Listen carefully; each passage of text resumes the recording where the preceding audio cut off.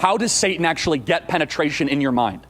Because that's where this is happening, right? Now, the scriptures promise us a sound mind, but we have to understand that sometimes we make the entry points, we make the ability for Satan to take, we do his work for him. In fact, we build the on-ramps for him sometimes. We're basically like, you know what, let me construct a special exit where you can just come straight into my consciousness. And sometimes we do this without realizing it.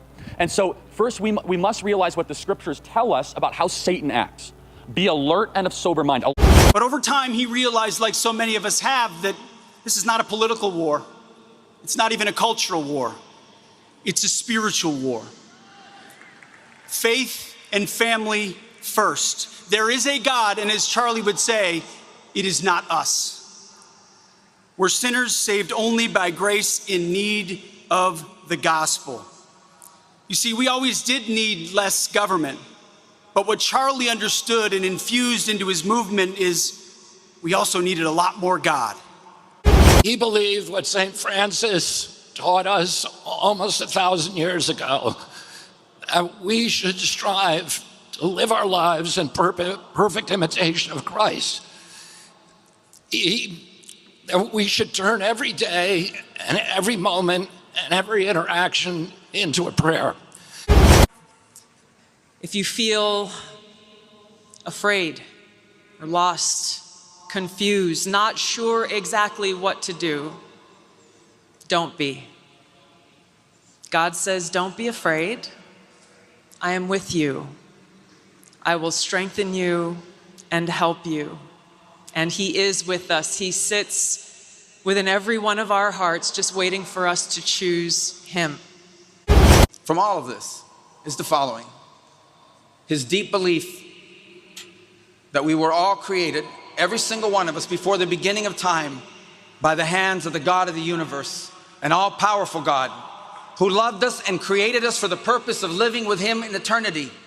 But then sin entered the world and separated us from our Creator. And so God took on the form of a man and came down and lived among us. And he suffered like men. And he died like a man. But on the third day, he rose unlike any mortal man.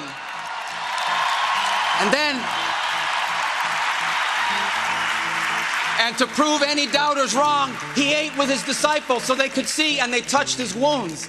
He didn't rise as a ghost or as a spirit, but as flesh. And then he rose to the heaven, but he promised he would return. And he will. And when he returns, because he took on that death, because he carried that cross, we were freed from the sin that separated us from him. And when he returns, there will be a new heaven and a new earth. You will no longer bow down to the work of your hands. I will uproot from among you your Asherah poles when I demolish your cities. I will take vengeance in anger and wrath on the nations that have not obeyed me.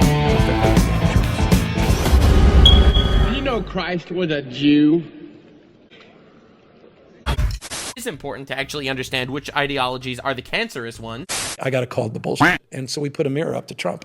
This guy's sitting there with memes, dressed up as the Pope. He's putting, he's the new Superman thing. He's the Superman hero. He's putting himself on Mount Rushmore. He's putting all these all-cap tweets that if my 9-year-old put something like that or talked like that, he'd be in the corner. He wouldn't have his devices from.